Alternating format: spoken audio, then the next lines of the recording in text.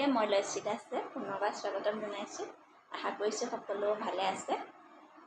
আজি মই এটা উপহাৰ আপোনালোকক দেখাব বিচাৰিছোঁ, ধুনীয়া এটা উপহাৰ। আৰু এই উপহাৰটো আহিছে অসম চৰকাৰৰ ফালৰ পৰা। ডক্টৰ হিমন্ত বিশ্ব শৰ্মাদেৱে মুখ্যমন্ত্ৰী অসম, তেওঁ অসম চৰকাৰৰ ফালৰ পৰা মোৰ মানুহজনৰ বাবে। আৰু সেইটো পাইছিলে অলপ দিনৰ আগতে আছিলে, মই আপোনালোকক দেখুৱাব লাগিছিলে। আৰু শতবৰ্ষত ভূপেন্দ্ৰ স্মৰণ, খুব ধুনীয়াকৈ উপহাৰ দিছে। আৰু শুভ নৱবৰ্ষ 2026 চনত এয়া দিয়া হৈছে। আৰু হৈছে অলপ দিন হ'ল বাৰু অহা। বাকী মই পোৱা নাই সেই উপহাৰ, কিন্তু আপোনালোকক দেখুৱাইছোঁ। অলপ খুব ধুনীয়াকৈ দিয়া হৈছে।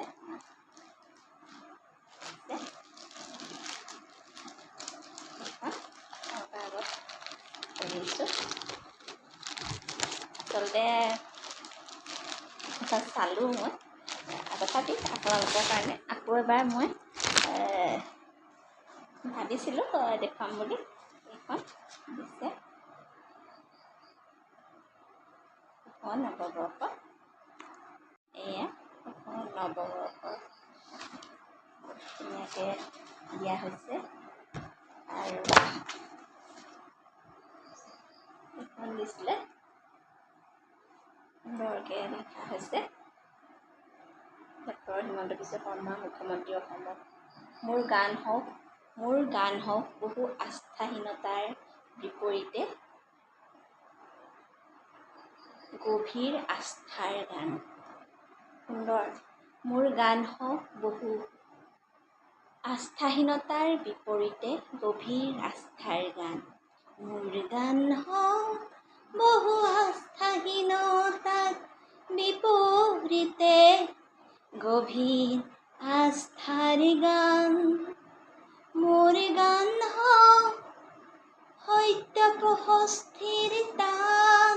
মোৰ গান হওক বহু আস্থাহীনতাৰ বিপৰীতে গভীৰ আস্থাৰ গান। মোৰ গান হওক লক্ষ্যহীনতাৰ বিপৰীতে সত্য প্ৰশস্তিৰ টান। মোৰ গান হওক বহু আস্থাহীনতাৰ বিপৰীতে গভীৰ আস্থাৰ গান। ভূপেন হাজৰিকাদেৱৰ প্ৰতিটো গীতেই মোৰ বহুত প্ৰিয়, অত্যন্ত প্ৰিয়। খুব ভাল পাওঁ মই তেওঁৰ গীত। ভাৰত ৰত্ন, কিমান সুন্দৰ চাওকচোন এখন। অসম চৰকাৰৰ ফালৰ পৰা মোৰ মানুহজনৰ বাবে দিয়া উপহাৰ, ডক্টৰ হিমন্ত বিশ্ব শৰ্মাদেৱৰ মুখ্যমন্ত্ৰী ফালতে এয়া। আৰু এইখন ভাৰত ৰত্ন ভূপেন হাজৰিকা এই গীতৰ চিত্ৰকৰ সুৰৰ ভাস্কৰ। এখন সুন্দৰ কিতাপ দিয়া হৈছে, দিছে। মোকো এখন লাগিছিলে, এইখিনিতে ঘৰতে আহিছে, আছে বাৰু। এখন চাইছোঁ, মোলৈ দিয়া নাই, এই উপহাৰ পোৱা নাই মই, কিন্তু মোৰ মানুহজনক দিছে।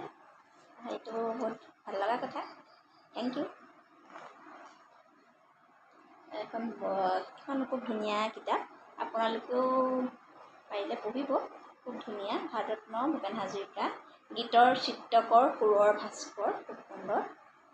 আৰু তেওঁৰ জন্ম 8 ছেপ্টেম্বৰত 1926 চনত ভূপেন হাজৰিকাদেৱৰ জন্ম হৈছিলে। আৰু 5 নৱেম্বৰ 2011 চনত তেওঁৰ আমাৰ মাজৰ পৰা নাইকিয়া হৈছে, কিন্তু সদায় আমাৰ মাজত 2021 চনত নহয়, আমাৰ মাজৰ পৰা নাইকিয়া হৈছে। প্ৰত্যেকটো কথা আৰু মোৰ বাবে মই বহুত ভাল পাওঁ ভূপেন হাজৰিকাদেৱৰ তেওঁৰ প্ৰত্যেকটো অনুভৱেই মহান, নৱ বহাগ আহে। সুন্দৰ কিতাপ।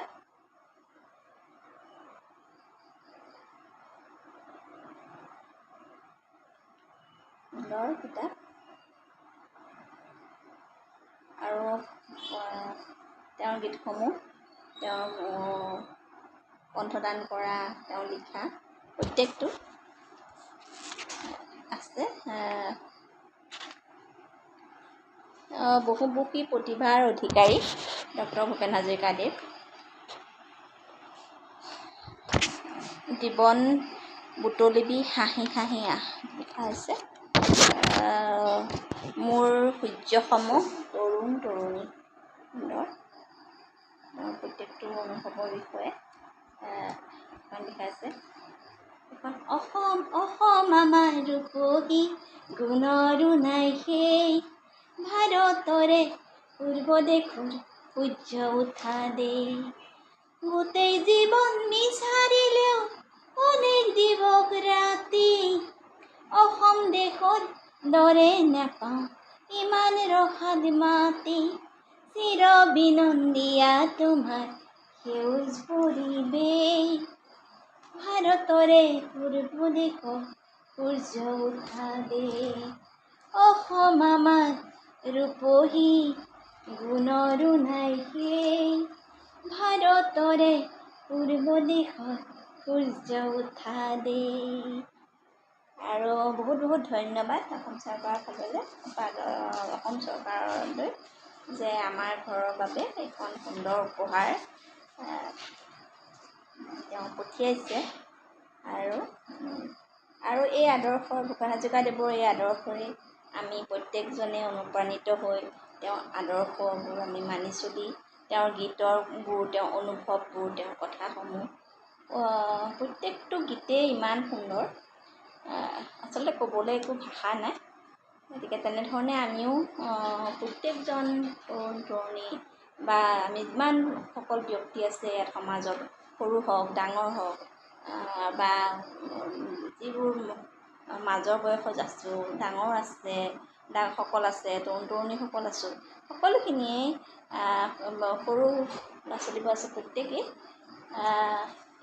এইখন যে আৰু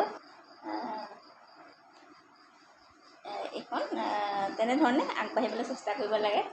আৰু এইখন কিতাপ যোনে পাইছিলে, শুনিছে এয়া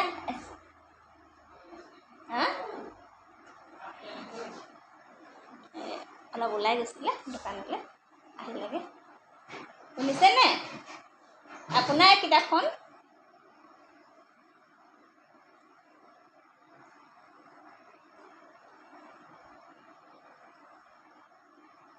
আৰু ভিতৰলৈ গৈছে, দোকানৰ পৰা আহিলেগৈ। সেইখন বহুত বহুত ধন্যবাদ।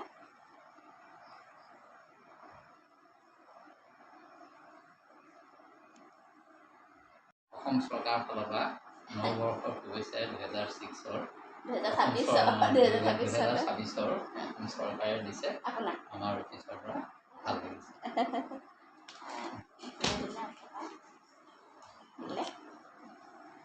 আৰু আপোনালোকেও চাব দেই, এইখন বৰ ধুনীয়া, ভাৰতৰত্ন ভূপেন হাজৰিকাদেৱৰ বিষয়ে পঢ়িব। কিতাপখন চাবলগীয়া প্ৰত্যেকটো কথাই। বাৰু আজিলৈ আহিছোঁ, নমস্কাৰ।